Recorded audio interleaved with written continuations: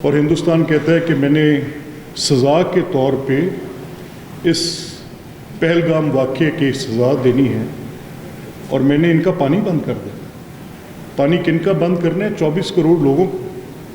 تو میں تاریخ میں اگر کوئی مماثلت تلاش کرتا ہوں اس کی کہ جب پانی بند کیا جائے تو پانی بند کرنے کے ساتھ میرے سامنے کربلا کی فوری سوچ آتی ہے۔ تو میں سوچتا ہوں کہ کیا یہ جو حرمت ہے قربانی کی، یہ کربلا کی اور پانی کو روکے جانے کی اور قربانی کی کیا آپس میں کوئی ربط ہے؟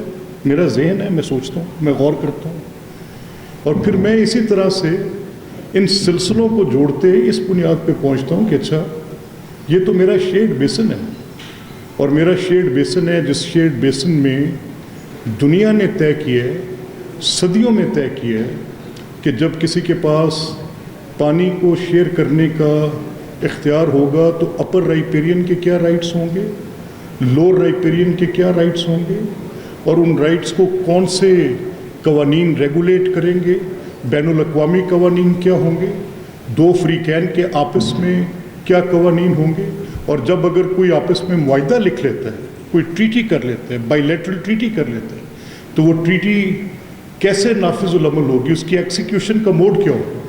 تو میں پھر غور کرتا ہوں کہ اچھا میرے پاس بین الاقوامی قوانین تو تھے، میرے پاس لوور رائپیرین کے رائٹس تو تھے۔ ہاں، میں اسی دوران یہ بھی سوچتا ہوں، آئی ہیو ٹو ایڈمٹ، ان دنوں میں بڑا شور چند دن پہلے رہا تھا پنجاب اور سندھ میں پانی کے جھگڑے کا۔ تو میں دیکھتا ہوں کہ کیا سندھ کے جو لوور رائپیرین کے رائٹس ہیں، are they well founded? Is Punjab usurping their rights? کیا پنجاب ان کے حقوق کو کسی طرح سلب تو نہیں کر رہا، یا پنجاب کسی طرح سے ایک وکٹم بلیمنگ کا شکار ہے، اس کے اوپر یہ بوجھ پڑ گیا ہے کہ جو بھی بات کرنی ہے اس کی طرف انگلی اٹھا لے۔ میں سوچتا ہوں کہ پنجاب نے کیا کیا، کیا پنجاب کا مقدمہ اس پر بات کرنے کا کسی کو حق بھی حاصل ہے کہ نہیں ہے؟ میں سوچتا ہوں، اور پھر میں کچھ نتیجے اخذ کرتا ہوں۔ میں نتیجہ یہ اخذ کرتا ہوں کہ آپ سندھ طاس معاہدہ ایسے ختم نہیں کر سکتے۔ میں اس کے ہسٹوریکل پرسپیکٹو میں جاتا ہوں، میں دیکھتا ہوں کہ اسی سندھ طاس معاہدے کی موجودگی میں ہندوستان کے ساتھ 2 جنگیں لڑ چکا ہوں۔ 71 کی جنگ، سندھ طاس معاہدہ نہیں ٹوٹا، during war Indus water commissioners ملتے رہے، ہماری انڈس واٹر کمشنرز کی وہ میٹنگز کا ریکارڈ تاریخ کا حصہ ہے۔ 65 کی جنگ میں سندھ طاس معاہدہ نہیں ٹوٹا، اس کو ایک سینکٹیٹی حاصل تھی، وہ سینکٹیٹی دونوں ممالک نے خود دی تھی، اور اس میں لکھا تھا کہ انڈر اینی کنڈیشن یہ ریووک نہیں ہو سکتا۔ تو میں یہ سوچتا ہوں کہ میں یہ جو نتیجہ نکال رہا ہوں، تو یہ معاہدہ اگر ایسے ہوا تھا تو وہ کیا حالات تھے جس میں یہ معاہدہ طے کیا گیا۔ تو میں 1948 سے آنورڈز 1949 1950 1951 52 53 ان سب میں دیکھتا ہوں کہ پانی کے استعمال پر چھوٹے موٹے ڈسپیوٹ پر جنگ کی کیفیت پیدا ہو جاتی تھی ہر لمحے۔ تو تب یہ طے کیا گیا کہ سندھ طاس معاہدہ لکھا جائے اور مغربی پانی پاکستان کو دے دیے جائیں، جو کہ 80% آف دا فلو تھے، اور 20% ایسٹرن ریورز، جس میں میں بھی ہوں۔ میں دریا کے کنارے رہنے والا آدمی ہوں، میں ستلج بیڈ کا، ستلج کے دریا کا، اس انہیبیٹیشن کا انسان ہوں، جس کے 4 فادرز نے کبھی یہاں پہ آ کے یہ سیٹلمنٹ بسائی ہوگی۔ لیکن آج جب سندھ طاس معاہدہ ہوا تو میری انہیبیٹیشن کو تو فلڈ واٹر کے رحم و کرم پر چھوڑ دیا گیا۔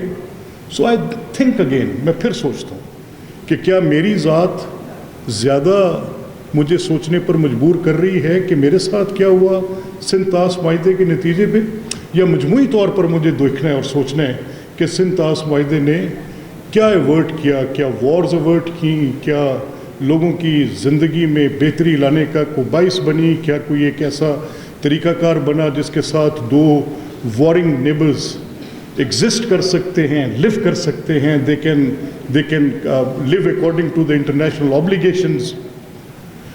اور پھر میں یہ بھی دیکھتا ہوں کہ ٹریٹی کے لاز ہیں، اینڈ لاز آف ٹریٹیز سے کہ یونیلیٹرلی کوئی ان کو نہیں توڑ سکتا۔ پھر اس کے جنیوا کنونشنز ہیں جس پہ 176 ممالک کے دستخط ہیں، کہ جب دو ممالک کے درمیان ٹریٹی لکھی جائے گی تو ٹریٹی لکھنے والے ممالک پہ کیا آبلیگیشن ہوگی؟ تو پھر میں اس نتیجے پہ پہنچتا ہوں کہ ہندوستان یہ بھی نہیں کر سکتا۔ پھر مجھے اس دھمکی کا پتہ چلتا ہے، وہ کہتے ہیں کہ ہم ان ٹیررسٹ سینکچریز پہ اٹیک کریں گے کراس بارڈر۔ تو میں دیکھتا ہوں کہ کیا میرے سامنے ہے وہاں پر کون سا ٹریننگ کیمپ ہے احمد پور شرکیہ میں جہاں پر یہ دہشت گردی کی ٹریننگ دی جاتی ہے، وہاں پر بوم بنائے جاتے ہیں؟ وہ کون سے دہشت گرد ہیں جو وہاں سے نکل کر اتنی دور کراس بارڈر جا کر 400 کلومیٹر پہلگام میں جا کے لوگوں کے اوپر حملہ کر دیتے ہیں؟ میں سوچتا ہوں کہ یہ تو نہیں ہو سکتا، یہ تو بات عقلی بنیاد پہ تسلیم نہیں کی جا سکتی۔ پھر دنیا میں اصول ہے کہ اگر میرے پہ کسی نے الزام لگانا ہے اس کا کوئی ثبوت دے۔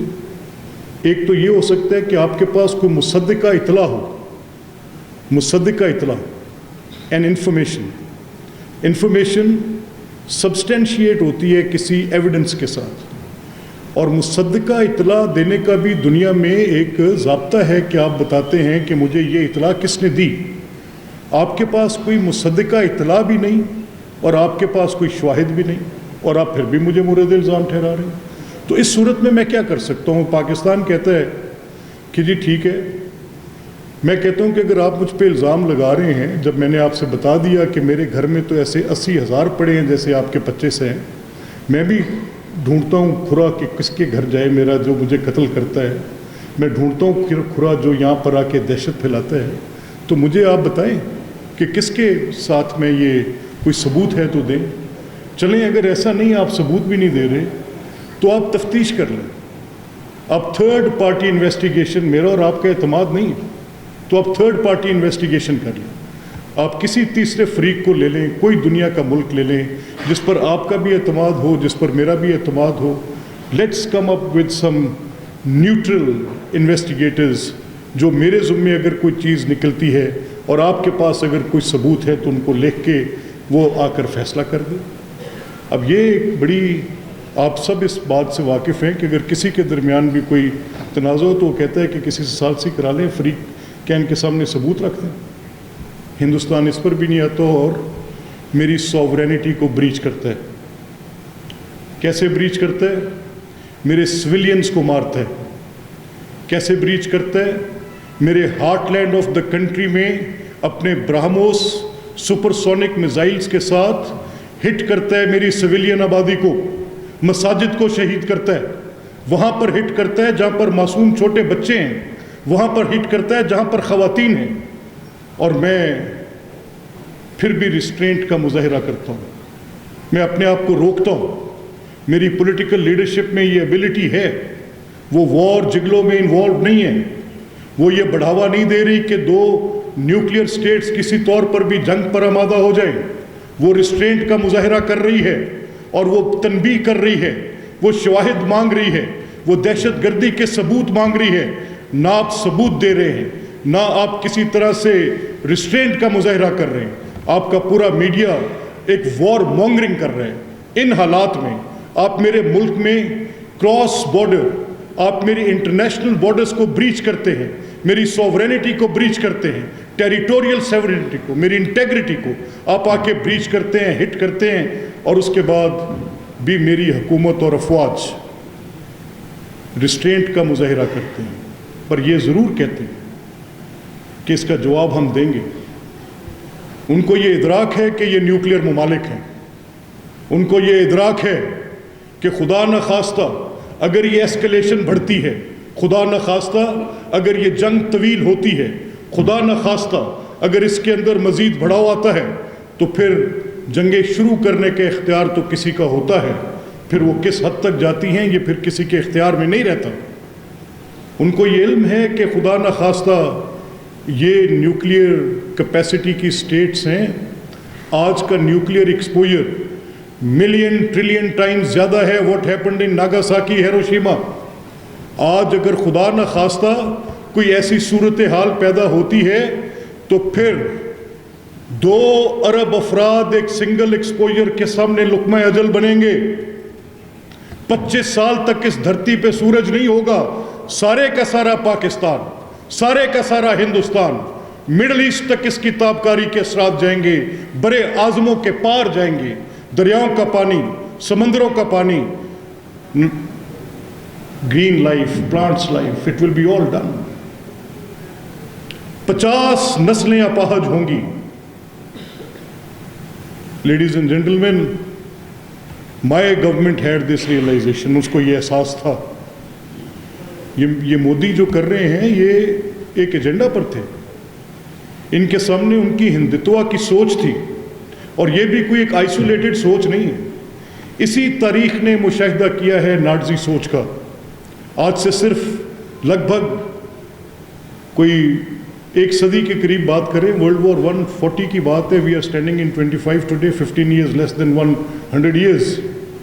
हमने देखा कि वो आर्यन की बर्तरी का झगड़ा, वो वाइट रेस की बर्तरी का झगड़ा, वो जर्मन जो कभी बड़े बारबेरिक से निकलकर एक सिविलाइजेशन में आए थे, कितनी आसानी से दिस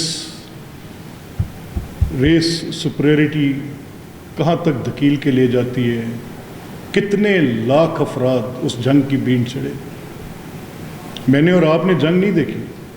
कुछ यहाँ पर दोस्त बैठे हैं जिनके सामने 71 की जंग का मुशाहिदा होगा, लेकिन आज की जो लीडरशिप थी, मेरा नहीं ख्याल कि उसको इस बात का इदराक नहीं होगा कि जंगों की हौलनाकी क्या होती।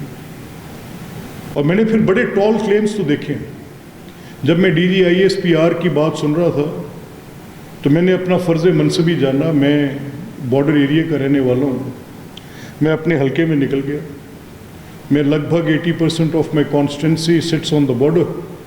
तो मैं गंडा सिंह वाले से चल के मंडी उस्मान वाला, आप सब जानते हैं इन एरियाज़ को, कंगनपुर तक, ज़ीरो लाइन के साथ साथ मेरी बड़ी इनहेबिटेशंस हैं वहाँ पर। मैं उन लोगों के पास गया, मैंने उनको गैल्वनाइज करना था, मैंने जाकर उनको कुछ वलवला देना था कि ये मुश्किल वक्त आ गया है, इसमें जंग बिल्कुल हमारे सर पे खड़ी है और ये शख्स मोदी हमला आवर हो चुका है। पाकिस्तान मुमकिन नहीं है कि इस पर रिस्पॉन्ड ना करेगा। I know that they will do it, मुझे पता है। तो मैंने टॉल क्लेम्स सुने थे, लेकिन जब DGISPR बात कर रहे थे तो उन्होंने कहा था ठीक है, शुरू आपने कर दी, इसका ख़ात्मा हम करेंगे और हमारी मर्ज़ी का टाइम होगा, हम चूज़ करेंगे कैसे करेंगे। तो मैं ख़वातीन व हज़रात, मैंने दावे सुने थे, लेकिन इतनी वजाहत के साथ उन पर अमल होते और इतनी दो टोक बात के ऊपर जो कहा गया वो किया गया। जैसा कि आप सब जानते हैं, जंगों में पहला कत्ल सच का होता है। The first victim of war is the truth and truthful news. फिर हमने देखा कि हिंदुस्तान के वो अड्डे, वो जहाज़, वो उनके राफेल, उनकी वो जो सुपरियॉरिटी की बात थी, वो सब खसो खाशाक हुई। वो सब इस तरह से बही जैसे किसी मुतकब्बर का गरूर टूटता है। मैंने वो गरूर टूटते भी अपनी आंखों से देखा, मैंने मुशाहिदा किया। ये जंग, चंद दिन की जंग जिसको आपने कहा, मैं समझता हूँ कि चंद घंटों की जंग थी। और उस चंद घंटों की जंग में आज who could be more credible than the President of the United States of America? Who could be more credible than those sources in the West, those who played their role? कि हिंदुस्तान ने, मेरे तरफ से लिया गया मौक़िफ़ अपनी जगह, हिंदुस्तान की तरफ से लिया गया मौक़िफ़ अपनी जगह, लेकिन who could be more credible, जिनके कहने पर आप सीज़ फायर के लिए अरेंज करते हैं कि वो तबाही, 4 घंटे की तबाही जो हिंदुस्तान में फैली, वो इतनी हौलनाक थी कि उनको चंद लम्हों में सीज़ फायर के लिए खुद राब्ता करना पड़ा। लेडीज़ एंड जेंटलमैन, मैं उस लम्हे को अपनी ज़िंदगी का एक काबिल फ़ख्र लम्हा समझता हूँ। मेरी अफवाज पिछली 3-4 दिहाइयों से एक मुसलसल जंग में है, और ये जो बॉर्डर्स पे लड़ी जाने वाली जंग है, इस पर तो उन्होंने अपना लोहा मनवाया जिसको दुनिया मान रही है, तस्लीम कर रही है। मेरी फ़ज़ाइया, मेरे सिपा सलार, मेरा चीफ ऑफ आर्मी स्टाफ सब मान रहे हैं कि इन्होंने शानदार हिकमत अमली हुकूमत की सफारतकारी को दुनिया तस्लीम कर रही है। जहाँ पर मैं कभी आइसोलेटेड फील करता था, जहाँ मैं समझता था कि हिंदुस्तान ने मुझे ब्रैकेट कर दिया है विद कि मैं टेररिज्म फैलाता हूँ, हिंदुस्तान मुझे कभी फाटफ में ले जाता है, कभी मुझे ममालिक के अंदर अकेला करके साइड पे खड़ा करता है, कभी मेरे ऊपर कोई एक तोहमत है, कभी दूसरी तोहमत है। हिंदुस्तान की ख़बरें मेरे पास आती थी कि उसके बड़े एटमी मुआहदे हो रहे हैं, उसकी ख़बरें मुझ तक आती थी कि बड़े उसके मुआशी मुआहदे हो रहे हैं। मेरे पास ये ख़बरें आती थी कि वो इस ख़ित्ते में अपनी हजमनी क्रिएट कर चुका है। मेरे पास ये ख़बरें आती थी कि वो G8 G20 की फ़हरिस्त में शामिल एक ऐसा मुल्क है जिसकी मईशत मुझसे बहुत बड़ी, जिसकी आबादी मुझसे बहुत बड़ी, जो ख़ित्ते के एतबार से मुझसे 8 गुना बड़ा, जिसकी अफवाज मुझसे बड़ी, जिसके पास सुपरियॉरिटी। लेकिन मैं ये समझता हूँ man proposes but God disposes. कहीं पर मीशत इज़्ज़ती भी है, कहीं पर कुछ फ़ैसले रब करीम के हाथ में भी हैं। और मैं इस बात पर अफवाज पाकिस्तान को पूरी पाकिस्तानी कौम को और मैं हुकूमत को समझता हूँ कि ये एक काबिल फ़ख्र लम्हा है जिसमें आज हम जिंदा हैं। मेरी दुआ है आगे जंग ना हो,